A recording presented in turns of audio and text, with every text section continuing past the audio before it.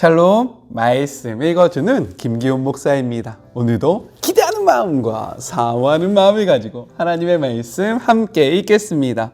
잠언 2장 16절부터 22절까지의 말씀입니다.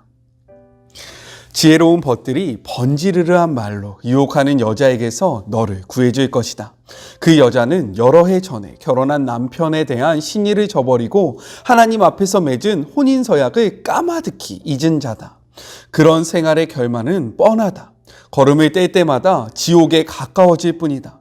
그 여자와 어울리는 사람은 돌이키지 못하고 참된 삶으로 이어지는 길에 발을 들여놓지 못한다. 그러니 선한 이들과 어울리고 신뢰할 만한 길을 걸어라. 올곧게 행하는 사람, 정직한 이들은 이 땅에 자리 잡고 오래오래 살겠지만 부도덕한 자들, 부정직한 자들은 목숨을 잃고 영원히 사라질 것이다.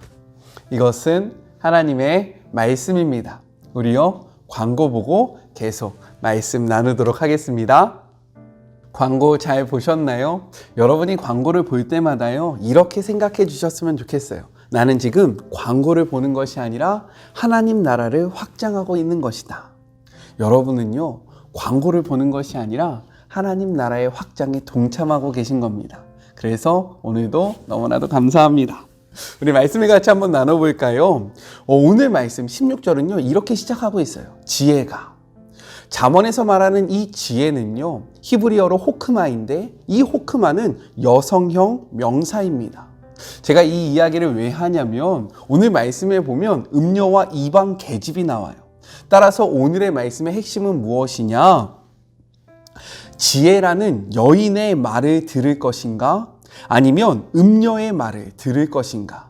이 사이에서 우리에게 무엇을 선택해야 하는지를 알려주고 있기 때문에 이러한 배경을 제가 한번 설명을 해본 것입니다.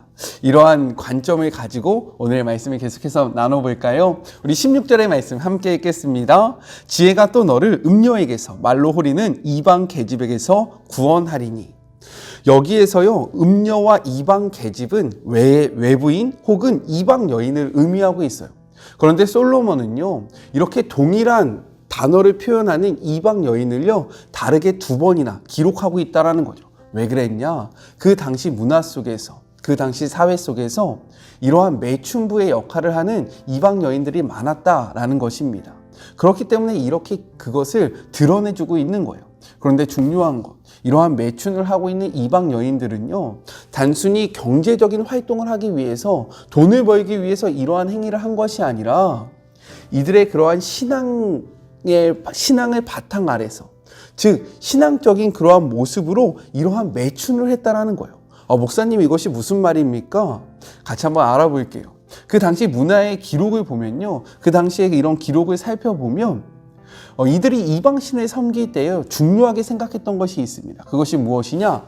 남성의 신과 여성의 신의 결합을 중요하게 생각했고요. 이런 남성과 신자의 결합, 그리고 여성과 신자의 결합을 중요하게 생각했다라는 거예요.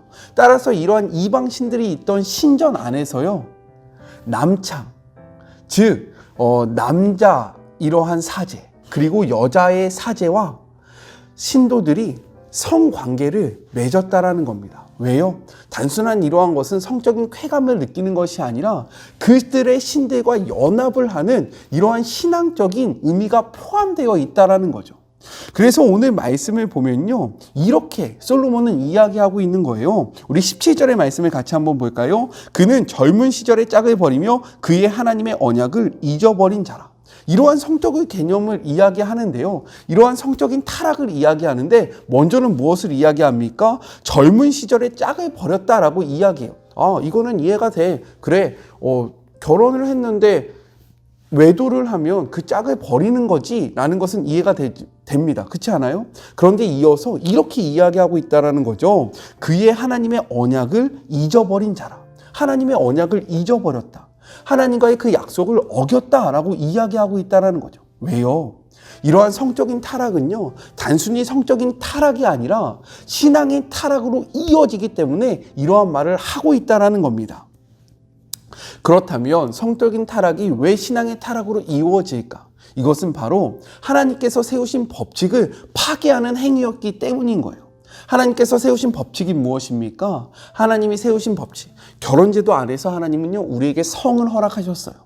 그런데 지금 이들은요, 이 결혼제도가 아닌 다른 곳에서 다른 그런 여인들과 다른 남성들과 성적인 결합을 맺고 있다는 거예요. 이것은 하나님이 세우신 법칙을 파괴하는 행위고요. 이렇게 하나님이 세우신 법칙이 파괴당한다는 것은 무엇을 의미하냐? 하나님과의 관계가 어그러짐, 하나님과의 관계가 끊어짐을 나타내고 있다는 거예요. 그래서요, 18절과 19절은 이렇게 이야기합니다. 그의 집은 사망으로 그의 길은 스울로 기울어졌나니 누구든지 그에게 가는 자는 돌아오지 못하며 또 생명길을 얻지 못하느니라. 이렇듯 성적인 타락은 단순히 성적인 타락이 아니라 하나님과의 관계성이 어그러지는 신앙의 타락으로 나타난다는 거예요. 하나님은요, 결혼제도 안에서만 우리에게 성을 허락하셨습니다. 성은 아름답고요, 너무나도 고귀한 거예요. 성은요, 정말로 너무나도 기쁜 거고요, 너무나도 아름다운 거예요. 하지만 하나님이 세우신 법칙 안에서 이루어지지 않는다면 이것은 우리로 하여금 생명에 이르게 하는 것이 아니라 사망으로 가게 하는 그러한 정말로 나쁜 것으로 변질될 수 있다라는 것을 우리가 기억해야 한다는 거죠. 그렇기 때문에 오늘 말씀을 근거로 우리 사랑하는 청년들에게 권면합니다. 사랑하면 섹스할 수 있는 거 아닙니까? 남들도 다 하는데 이거 하는 거에 왜 문제가 되는 거예요? 라고 이야기할 수도 있어요. 하지만 하나님은요, 그렇게 말씀하시지 않았다라는 거예요. 오늘 솔로몬도요, 이야기하고 있습니다. 이러한 성적인 타락, 성관계, 하나님께서 세우신 법칙 안에서 이루어지지 않는 모든 관계들은 하나님과의 관계를 끊어뜨리는 것이다. 우리 청년들뿐만 아니라요, 결혼하신 주의 모든 자녀들도요, 우리의 성생활을 바르게 하시기 주님의 이름으로 권면합니다. 아셨죠? 그런데 우리가 여기서 생각해야 할 것이 있어요. 그것이 무엇이냐? 여기에 나오는 음료는요, 여자만을 나타내는 그러한 표현이 아니라는 거예요. 남성이든 여성이든 하나님 나라의 가치관을 저버리도록 유혹하는 세상의 모든 것들을 나타내주고 있는 대표성을 갖고 있는 것이 바로 음녀라는 표현입니다. 따라서 이방 여인이라는 표현, 즉 이방 계집, 음녀라는 표현은요, 여성을 낮추며 비하하는 표현이 아니라 하나님 나라의 가치관을 버리도록 유혹하는 세상의 것을 대표하는 표현이라고 우리가 이해해야 해요. 그런데 왜 솔로몬이 이렇게 기록했느냐? 그 당시 문화 속에서 이 음녀라는 표현, 그리고 이방 계집이라는 표현을 할 때에 사람들이 이것을 맞아, 지금 매춘부들이 많지, 우리가 살아가고 있는 사람들 속에서 그러한 행위들이 바로 한 몸의 이해가 되기 때문에 이렇게 대표성을 갖고 있는 표현을 사용했다라는 거예요. 제가 왜 이야기를 하고 있느냐? 우리 사랑하는 청년들과 지금 성경 공부를 하고 있는데 한 청년이 저에게 이렇게 이야기하는 거예요. 어떻게 이야기했냐면, 왜 좋은 거, 하나님의 아들들이라고 표현하고 세상의 딸들이라고 표현해서 아들은 하나님과 연합하는 자, 딸들은 하나님이 아닌 세상과 연합하는 자로 이야기합니까? 라고 저한테 질문을 했었어요. 근데요, 제가 이것에 대해서 깊이 생각해 본 적이 없거든요. 왜? 제가 하나님의 아들들, 저는 항상 이쪽에 있었기 때문에 세상의 딸들이라는 표현이 저에게 거슬리지 않았는데요, 자매들은 이러한 표현이 거슬릴 수도 있다는 것을 제가 그때 우와, 진짜 그렇구나 라는 생각을 하게 되었습니다. 그래서요, 우리가 성경을 바라볼 때 그냥 지금의 문화 속에서, 지금의 환경 속에서, 지금의 가치관 속에서 성경을 바라보면요, 이렇게 오해가 있을 수 있어요. 그래서 성경을 어떻게 이해하는 것이 중요하냐? 그 당시 이 성경이 쓰여졌던 그러한 문화와 상황과 배경 속에서 왜 이렇게 기록하고 있는지를 우리가 알 때에 진정으로 성경이 무엇을 나타내고 있고 무엇을 이야기하고 있는지 바르게 이해할 수 있다는 겁니다. 제가요, 잘 설명해 드릴게요. 계속해서 함께 했으면 좋겠습니다. 그러면 우리가 여기서 또 한번 생각해 봐야 하는 거죠. 무엇을요? 하나님 나라의 가치관을 버리도록 유혹하는 것들의 특징이 있을 건데 그것이 무엇인가? 16절의 기록을 보면요, 성경은 그것을 무엇이라고 이야기합니까? 말로 호린다라고 이야기를 하고 있다는 거예요. 다른 것이 아니라 말로 우리를 유혹한다라고 이야기하고 있다는 거죠. 원어적으로 말로 호리는 이라는 이 표현은요, 어떠한 의미이냐? 매끄럽다, 달콤하다 라는 뜻을 가지고 있어요. 즉 세상의 유혹이 얼마나 자극적이고 매혹적인지, 그리고 합리적이고 이성적인지를 보여주고 있는 그러한 표현이라는 겁니다. 그렇다면 우리를 유혹하는 지금 세상의 메시지는 무엇일까? 우리는 생각해야 합니다. 무엇이라고 생각하십니까? 지금 세상의 메시지, 하나님으로부터 우리를 멀어지게 하는 그 세상의 메시지가 무엇이라고 생각하세요? 그것이 바로 무엇이냐면 나라는 거예요. 나라는 메시지. 이것을 학적으로요, 포스트 모더니즘이라고 이야기합니다. 그런데 이 포스트 모더니즘이 무엇입니까? 내 중심적인 생각, 내가 좋으면 되고, 내가 괜찮으면 그런 거야. 세상 사람들이 무엇이라고 이야기해도 그거는 별로 신경 쓸 필요가 없어. 내가 중요하다라고 생각하는 것, 내가 맞다라고 생각하는 것이 기준점이 되고 이것으로 나아가면 돼 라는 것이 바로 이러한 메시지 아닙니까? 그런데요, 이러한 메시지는 오늘날에만 있는 것일까요? 아니라는 거예요. 우리 사사기의 말씀을 같이 한번 찾아볼까요? 사사기 17장 6절의 말씀입니다. 그때에는 이스라엘 왕이 없었으므로 사람마다 자기 소견에 옳은 대로 행하였더라. 오늘날만 세상의 메시지가 너 중심적으로 살면 돼 라고 이야기하고 있지 않다라는 거죠. 사사기 때도요, 지금 무엇이라고 이야기합니까? 각자의 소견에 옳은 대로 살았대요. 내 생각에 맞는 것처럼 살았다라고 이야기하고 있어요. 그렇다면 사사기 시대 때만 그랬을까요? 우리 창세기 기록을 볼까요? 창세기 3장 1절에 보면 이렇게 기록되어 있습니다. 그런데 뱀은 여호와 하나님이 지으신 들짐승 중에 가장 강교하니라. 뱀이 여자에게 물어 이르되 하나님이 참으로 너희에게 동산의 모든 나무의 열매를 먹지 말라 하더냐? 라고 물어봅니다.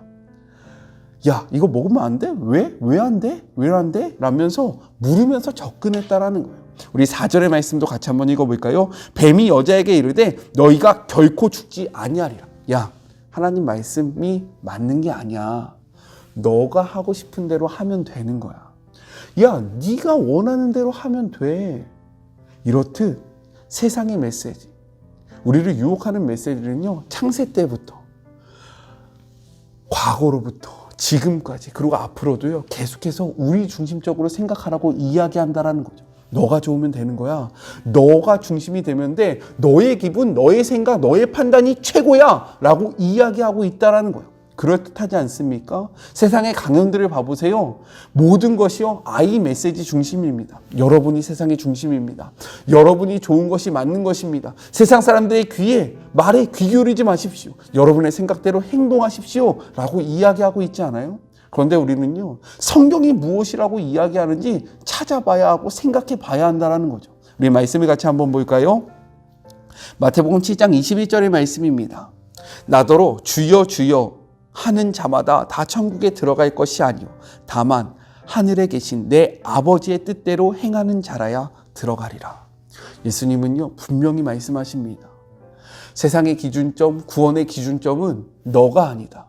하나님의 뜻대로 행하는 것이다 라고 말씀하신다라는 거예요. 또 이렇게 이야기하십니다. 마태복음 12장 50절의 말씀이에요. 누구든지 하늘에 계신 내 아버지의 뜻대로 행하는 자가 내 형제요 자매요 어머니니라. 세상의 메시지와 성경의 메시지가 너무나도 다르지 않습니까? 그렇다면 여러분은 지금 어떠한 음성에 귀를 기울이시면서 살아가고 있습니까?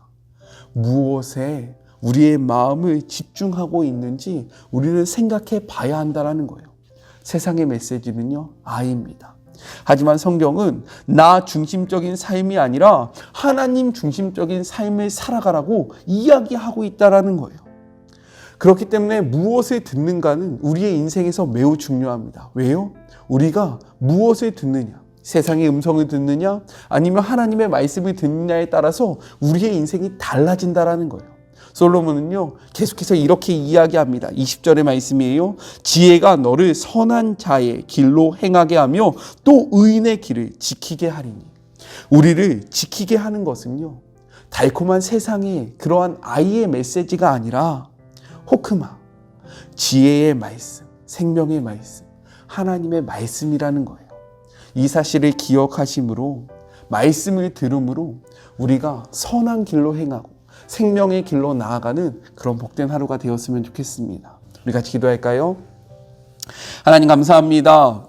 오늘도 생명의 말씀을 통하여 우리가 나아가야 하는 삶의 방향성이 어떠한지, 어떠한 곳으로 나아갈 때 생명이 있는지를 분명하게 말씀하여 주심에 감사합니다. 우리는 무엇에 집중하며 어떤 소리를 들으면서 살아가고 있습니까? 세상의 소리가 아니라 하나님의 소리를 들으며 나아가는 주의 모든 자녀들이 되게 하여 주시옵소서. 오늘 하루 그렇기에 하나님의 말씀을 읽습니다. 하나님의 말씀을 묵상합니다. 우리의 마음의 원함대로 살아가는 것이 아니라 하나님의 뜻대로 살아가기 위해 이 자리에 있습니다. 깨닫는 영을 허락하여 주시고 하나님의 말씀을 바르게 이해할 수 있는 성령님을 보내주셔서 우리가 하나님의 뜻에서 벗어나지 아니하는 삶을 살아가게 하여 주시옵소서. 함께 하실 주님을 기대하며 예수님의 이름으로 기도드립니다.